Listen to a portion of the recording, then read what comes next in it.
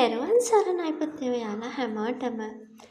ඉතින් බුදුදහමට අනුව කර්මය සහ කර්මඵලය කියන්නේ මොකක්ද කියලා සරලව අපි කතා කළොත් ජීවන අත්දැකීම්, ඒ කියන්නේ මගේ ජීවිත අත්දැකීම් වලින් බැලුවත් මගේ ජීවිතයේ කර්ම විපාකයන් මෙන්න මේ වගේ කියලා මේ කාල සීමාවේ මම ගෙවා ගත්තේ මෙන්න මේ විදිහට කියලා මෙන්න මේ අවස්ථාවන් වලදී මෙන්න මේ විදිහටයි මම ඒ කර්මයන් ගෙවා ගත්තේ කියලා මට අත්දැකීම් තියෙනවා. මම මේ වෙලාවේ ඇත්තටම මගේ ජීවිතේ හිතා ගන්න බැරි තරම් දුක් කරදර පීඩා නින්දා අපහාස මේ හැමදේම ලැබුණා. හැබැයි මම ඇඬුවේ නෑ, දුක් වුණේ නෑ. මම කරපු එකම දේ ආධ්‍යාත්මික ජීවිතයෙන් මම මගේ පෙර භව සංසාර ගණනාවක් දිහා බලන්න ගත්තා. මෙයට හේතුව මට මෙහෙම වෙන්න හේතුව මොකක්ද කියලා. අන්න ඒකදී මේ ගෙවන්න සිද්ධ වුණ කර්මයට හේතුඵලය මම හොයාගත්ත පුතේ. ඉතින් මම මේ වෙලාවේ සැලුනේ නැහැ. බුදුදහමේ එනවනේ පුතේ ඉවසීම, මෛත්‍රිය සහ ඒ වගේම කර්ම න්‍යාමය තේරුම් ගැනීම තුළින් මම අන්න ඒ මගේ ජීවිතයේ දුෂ්කරතා පරාජය කළා. මම තේරුම් ගත්තා. මම අවබෝධ කරගත්තා.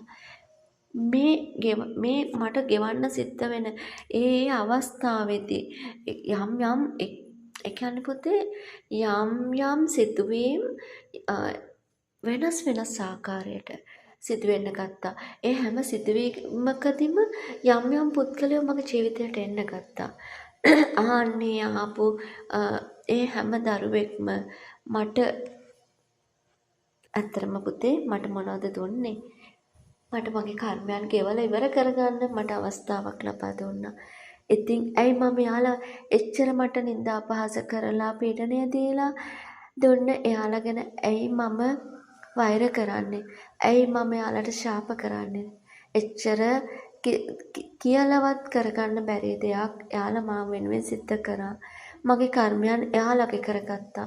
එයාලගේ කරගෙන මට මගේ කර්මයන්ගෙන් නිදහස් වෙන්න මට මාවත හදලා දුන්නා. ඉතින් අන්න ඒ දරුවෝ ඇත්තටම මම ගොඩාක් සතුටු වෙනවා. මම කර්මයන් ගෙවලා ඉවර කරගෙන කියන්නේ සම්පූර්ණ ඉවර කරගෙන නෑ. නමුත් මම අවුරුදු 85යි ජීවත් වෙන්නේ. 80 වෙනකොට මම මේ ලෞකික ජීවිතෙන් අත්හැරිලා මම වනගත වෙලා මම ජීවත් වෙ යුතුයි. ඒක තමයි මට ලැබිලා තියෙන ජීවිතය. ඉතින් මට මේ ජීවිතේ මේ හමු වුණු කාන්තා පිරිමි වගේම මේ සමාජ ජීවත් වෙන නොයෙක් පුද්ගලයෝ ඒ හැමෝටම ඉතින් ගොඩාක් පිං එයාලා මගේ කර්මයන් එකතු කරගත්ත නිසා තමයි පුතේ මම මේ කර්මයන් ගෙවලා ඉවර කරගෙන යන්නේ. එයාලා හමු නොවන තව භව ගණනාවකට මට මේ කර්මයන් අරගෙන යන්න තිබුණා. ඉතින් තව දෙයක් අහන්නක පුතේ මම අන්න එතන තියෙනවා ඔයාලට හිතන්න දෙයක්. මමත් හැමෝම මගේ දුක කරදරේ පීඩනේ එද්දි හොඬා වැළපිලා හිටියානම් එහෙම වුණා නම් පුතේ මගේ කර්මයන් මං ගෙවලා ඉවර කරගන්නේ නෑ. මං අනිකා සමග ගැටෙමින් එකට එක කියමින් රණ්ඩු වෙමින් මං ජීවත් වෙන්න තිබුණා. හැබැයි මම තේරුම් ගත්තා. මම ඒ තේරුම් ගැනීමෙන්ම මම අනිකා සමග නොගැටී ජීවත් වෙන්න මම පුරුදු වුණා පුතේ. මම පුරුදු වුණා නෙමෙයි. මම ඒ දේ අත්විඳා මම තේරුම් ගත්තා. ඉතින් මං කිසි දවසක මට මොන තරම් නින්දා අපහාස කරලා කෙනෙක් බැන්නත් මං එයාත් එක්ක එකට එක කියාගෙන යන්නේ දෙවියන්ට බාරයි දෙවියන්ට පේන්න ඕන කියන දේ විතරමයි මම කියන්නේ. මොකද මම දන්නවා මම මේ යම් අපහාසයක් නින්දාවක් පීඩනයක් මොකක් හෝ දෙයක් විඳිනවද ඒ විඳින්නේ අන්න අර පෙර සංසාර භවයේ මම සිදු කරගත්තා වූ අකුසල් කර්මයේ ප්‍රතිඵලයක්. ඉතින් ඒකට වැරදිකරු මමම තමයි.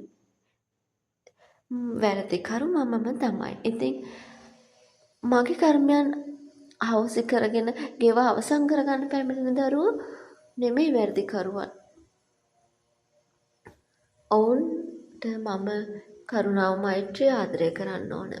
ඉතින් අන්න ඔහොමයි පුතේ මම මගේ කර්මයන් ගෙවල අවසන් කරගෙන යන්නේ. එතන ආයෙත් අමතක වුණා පුතේ. අර මම දුකක් කරදරයක් පීඩාවක් දැනෙන හැම වෙලාවකම මගේ ජීවිතේට එන හැම වෙලාවකදීම මම මොකද කරේ? මම මගේ ආධ්‍යාත්මික ජීවිතයෙන් මම භාවනාවෙන් මම මගේ පෙර සංසාර බලන්න පුරුදු වුණා. මේ එන ප්‍රශ්නෙට හේතුව මොකක්ද? කවුද මෙයා මේ පුද්ගලයා කවුද? ඇයි එයා මගෙත් සමග මේ ගැටීමක් ඇති වෙන්නේ? ඒකට හේතුඵලය මං හොයාගන්න ඕන. අන්න ඒ අනුව තමයි පුතේ මම ඒ හොයාගත්තේ. ඉතින් ඒට මට උපකාරී වුණේ මේ අපේ උතුම්මෝ මේ බුද්ධ ශාසනය চিරාත් කාලයක් වැජඹෙන්න ඕන මගේ පුතේ. බුද්ධ ශාසනයට මේ බුදු දහමට පින් සිද්ධ වෙන්න තමයි මම මගේ කර්මයන් ගෙවා ගන්න මාර්ගය හදාගත්තේ හොයාගත්තේ. ඉතින් මම ඒ දේ එදා හොයා නොගත්තනම් අදත් මම තව භව ගණනාවකට එකතු කරගන්න කර්මයන් රැස් කරගන්නවා. පෙර සංසාර භවයක් 4 ගණනාවක් භාවනා යෝගීව ජීවිත ගෙවුවා මම බුදු සාදුල 4 නමකකින් බණ අහලා ඉන්න මම අදටත් මේ මනුසත් ලෝකේ මේ විදිහට දුක්ඛිත මේ මනුසත් ජීවිතය කියන්නේ ඉතාමත් දුක්ඛිත භවයක් පුතේ. කොතනින් ගියත් දුකම තමයි. ඉතින් ඒ වගේ ලෝකෙක ඉපදෙන්න නැවතත් ඉපදෙන්න මොකද්ද මගේ අතින් වුණු වරද? ඒ පෙර සංසාර භව කතරේ ඉඳලා තිබුණ අකුසල් කර්ම අහෝසි කරගන්න අන්දම මම නොදැන සිටිය වෙන්න පුළුවන්. අවස්ථාවන් එන්න ඇති. නමුත් එය මගෙන් අත්හැරෙන්න ඇති. ඒ කෙසේ වුණත් පුතේ මෙන්න මේ භවයේදී තමයි මට මොලේ පෑදිලා තියෙන්නේ. මගේ පෙර සංසාර බලලා ඒ අකුසල් කර්ම ගෙවා නිම කරගන්නේ කොහොමද කියලා තේරුම් ගන්න. අන්න ඒ නිසායි පුතේ මම මේ channel එක හැදුවේ ඇත්තටම මගේ ජීවිත අත්දැකීම් එක්ක කර්මය සහ කර්මඵලය කියන දේ අපිට අපේ කර්මයන් අහෝසි කරගන්නේ කොහොමද කියන දේ මේ හැමදේම පොතපතින් බුදු සාදු දේශනා කළා තියෙනවනේ. බුදු සාදු දේශනා කළා කියලා නෙවෙයි, පොතක තිබුණා කියලා නෙමෙයි, ඇසින් දැක්කා කවුරුන් හෝ කියවා කියලා නෙවෙයි, තමා විසින්ම මේ ධර්මය සොයාගත යුතුයි, තමා විසින්ම තමා සොයාගත යුතුයි කියලා. ඔව් පුතේ, තමා විසින්ම ධර්මය සොයාගෙන අන්නේ ධර්මයට අනුව ඒ ධර්මයෙන් තමා විසින්ම තමන්ව සොයාගත යුතුයි.